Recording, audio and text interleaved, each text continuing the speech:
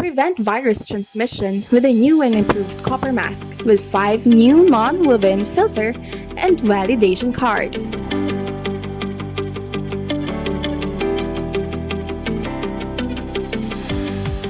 First, get your copper mask film.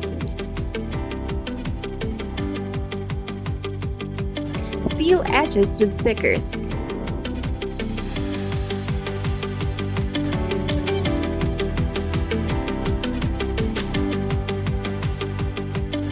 Before you insert your filter into the copper mask film, fold properly the bottom part of your filter.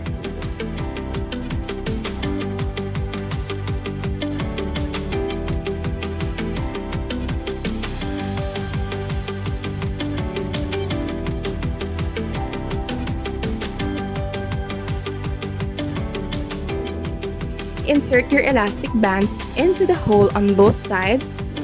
Adjust to make sure it fits.